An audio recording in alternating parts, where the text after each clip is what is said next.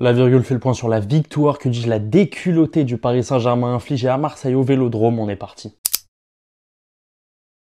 C'est un match vraiment particulier à analyser, de 1 parce que bien sûr c'est un classico et surtout parce qu'on a eu une rencontre vraiment pas habituelle où il a manqué de jeu, évidemment jumelé par le carton rouge d'Amin Harit. On va y revenir sur est-ce qu'il y a penalty. Le Texier s'est expliqué au micro de Prime Video, c'était très intéressant, je vous invite à l'écouter. C'est bien qu'on donne la parole aux arbitres pour qu'ils puissent s'expliquer, au moins on a la version de l'arbitre et franchement quand tu l'écoutes, tu comprends mieux pourquoi il met le carton. João Neves buteur, 7e minute. Balerdi, 29e contre son camp. Le but est fou et il montre la panique côté marseillais. Il montre la tension, à quel point la défense, et pour le coup là, Leonardo Balerdi, était en panique, n'a pas pris la mesure de la soirée. Problématique quand c'est ton capitaine, quand c'est censé être le meilleur joueur que tu as eu la saison passée, ton patron un peu en défense. Il y a clairement eu un manque de communication avec Rulli. Ils vont pas pouvoir avoir l'excuse de la langue, hein. Les deux sont argentins, les deux parlent espagnol. Là, il n'y a même pas une question d'accent. Vraiment, ils ont merdé. Et Bradley Barcola, décisif par une passe et décisif par son but. Il n'a pas fait un très bon match, hein, l'ancien Lyonnais en plus. Mais bon, écoutez, 9 matchs de Ligue 1, 8 buts. On va revenir encore une fois sur son match parce qu'il y a beaucoup de choses à dire. Mais malgré tout, il y a une victoire 3-0. Je suis pour le PSG. Et voilà, j'ai pas le petit truc en plus. Parce qu'on est frustré. On est frustré d'avoir la sensation d'avoir très bien joué, en tout cas au début bien sûr, et de gagner sans les mérites. C'est un petit peu comme si d'un coup tu deviens une superstar américaine, mais ton père est déjà connu, donc on dit ouais mais c'est parce que tu es le fils de. Et ça c'est un problème. Surtout que moi ce soir j'attendais quelque chose, c'était une victoire référence.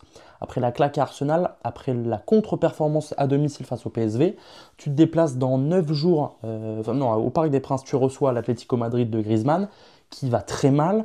Tu avais besoin de te rassurer. Rassurer, clairement, on s'est rassuré parce que tu en infliges quand même 3 en une mi-temps dans une des ambiances les plus chaudes d'Europe, même si ça s'est très vite refroidi. Et pour certains, c'était tellement froid qu'ils sont rentrés chez eux. Avant même la mi-temps, ça franchement, c'est dégueulasse. Mais tu te rassures et en même temps, tu as géré ton match. C'est clairement une consigne de Luis Enrique. Il a dû leur dire continuez, mais vous blessez pas. Il a fait tourner. Désiré Doué a eu presque 30 minutes de jeu. C'est quand même dommage de ne pas avoir mis un petit coup de marteau en plus sur la tête de Marseille pour 2-1 les remettre à leur place et 2-2 asseoir notre supériorité en Ligue 1 qui maintenant concerne Marseille et surtout Monaco Monaco a perdu aussi après le rouge de Vanderson, Guessant qui a été très bon, victoire des Niçois dans le derby du Sud-Est, donc ça nous laisse un peu de place.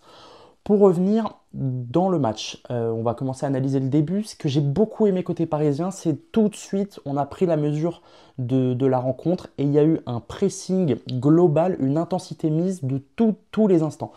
Très bien amené par la qualité technique de Vitinha.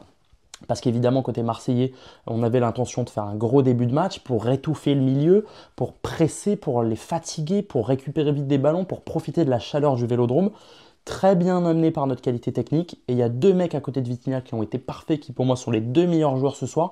Évidemment, João Neves et le talent retrouvé de Warren Zaïre-Emery. On en reparlera. Pour moi, c'est allez, avec João, mon joueur préféré de la soirée d'hier. Je l'ai trouvé parfait. Et depuis Strasbourg, donc ça fait quoi? Ça fait 3 matchs.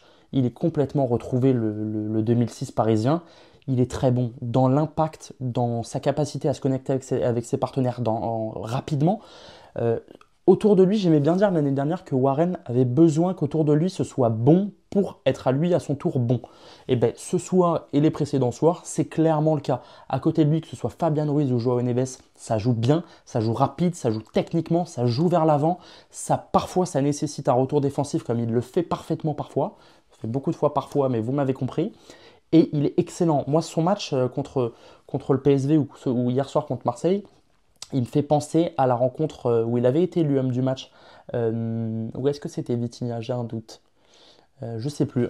C'était en phase de poule face à Dortmund. C'était une des toutes premières journées de Ligue des Champions où il avait été énorme dans l'impact. Et vous savez, on voit souvent avec Warren au milieu de terrain, dans une phase un peu plus basse, c'est un peu derrière le rond central, une bagarre physique évidemment en jouant au football, hein, où il va passer avec l'épaule et hop, il va tout de suite se projeter. Et c'est souvent là qu'on l'espérait depuis 6 mois, 1 an, et ben hier soir, il a encore été mis en évidence par ses partenaires et par lui-même. Il a été très bon et techniquement, je l'ai encore senti au-dessus. Il y a eu un moment, il a mis un sombrero, il y a eu un grand pont, il se projetait très vite, il y a eu des passes lumineuses. Franchement, il a un peu disparu en deuxième mi-temps parce qu'on gérait et qu'il n'avait pas un poste clé quand en face ça joue quasiment plus, mais il m'a vraiment fait plaisir. Et le deuxième qui a été excellent, en plus il ouvre le compteur ce soir, c'est João Neves.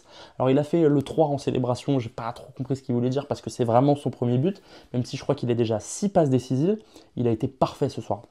Un peu comme Warren Zaïre-Emery, hyper juste. Et j'ai cette sensation avec João Neves, c'est le genre de milieu de terrain, et ça fait peut-être depuis Thiago Motta que j'ai pas cette sensation-là, un peu avec Verratti, c'est qu'ils ne ils font jamais d'erreur. Tout ce qu'ils font, c'est propre et c'est juste.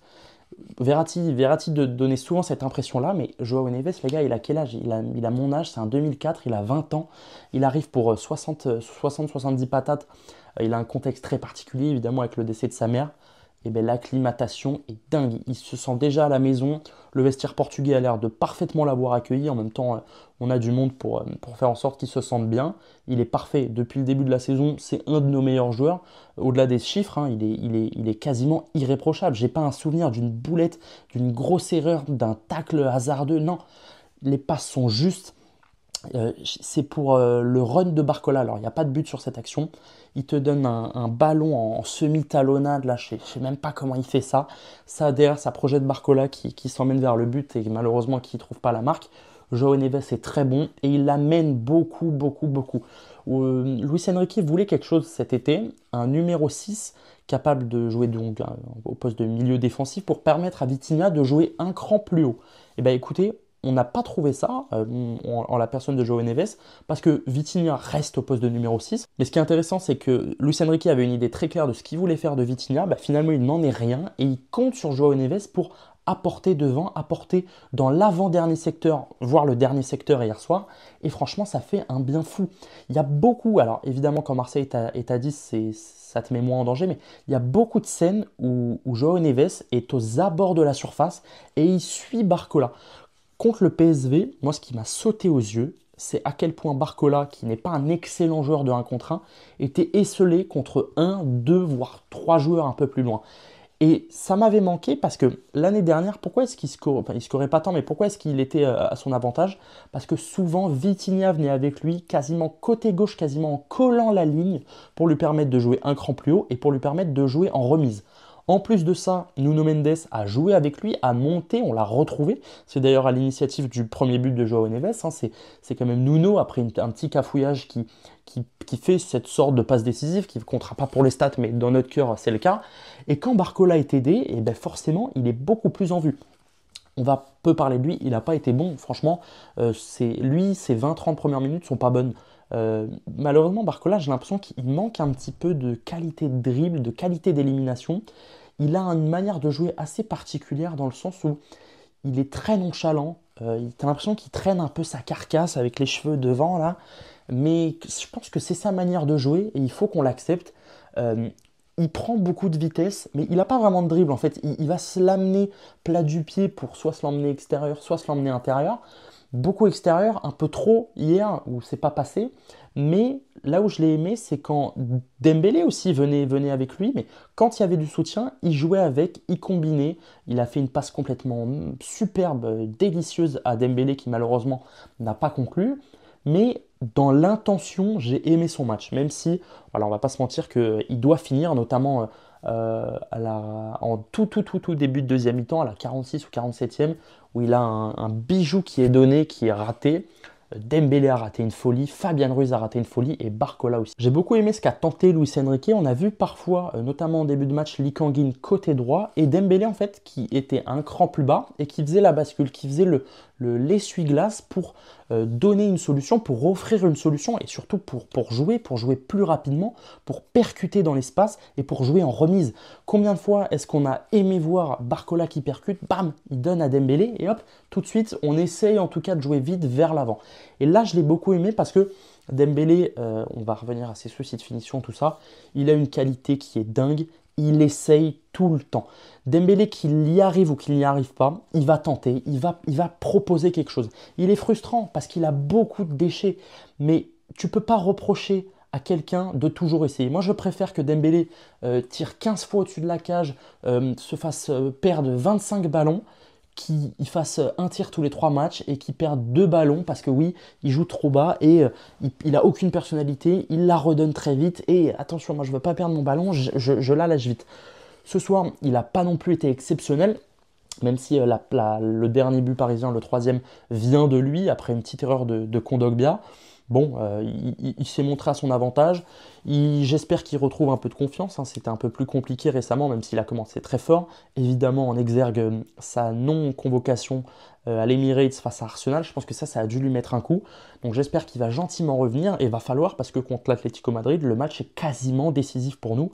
Pas concernant l'élimination, mais pour déjà se mettre le pied à l'étrier, pour commencer. J'ai les stats sous les yeux, on tourne à 75% de possession. Évidemment, c'est courant quand en face il y a un adversaire de moins. Je tiens quand même à rappeler que la dernière fois qu'on s'est déplacé au Vélodrome, Beraldo a pris un rouge plus que discutable après un coup d'épaule sur Aubameyang. Derrière, c'était à la 40e, en deuxième mi-temps, par 2 fois, par Vitinha, par Gonzalo Ramos, on a troué les filets. Donc, des arguments de ouais, le carton rouge nous a complètement tué le match. Oui, dans les faits, oui. Mais tu peux quand même te débrouiller, tu peux quand même tenter quelque chose. Ce soir, je pense que les Marseillais ont compris que le principal adversaire pour eux n'était pas Paris, mais était plutôt Monaco, plutôt Lille. Faut relativiser quand tu es Marseillais ce soir. Il y a quand même de bonnes choses. Non. Non, en fait, non. Côté Marseille, il n'y a quasiment rien de bon. Mais dans l'idée, en tout cas, tu as de très bons joueurs qui sont arrivés. Tu as le projet des Herbies, qui est un des meilleurs coachs d'Europe, qui vient de manière complètement incongrue. On l'a vraiment pas vu venir. Mais il va falloir leur faire confiance au staff. Benassia qui fait un travail superbe. Alors, pas forcément avec beaucoup de politiquement correct, hein, comme on avait fait les frais Jonathan Klaus. Mais je pense que dans le fond, c'est un mec qui bosse très bien et qui amène beaucoup à l'Olympique de Marseille. Il faut qu'ils prennent leur temps et qu'ils ne grillent pas les étapes. Marseille, ça fait un petit moment qu'en Europe, c'est très compliqué. Ils ont la chance cette année, je ne sais pas si c'est vraiment une chance, de ne pas avoir d'Europe. Tu as pu recruter des mecs comme Højbjerg, hein, qui sont des mecs d'expérience, qui ont connu des centaines de titularisations en Première Ligue avec Tottenham.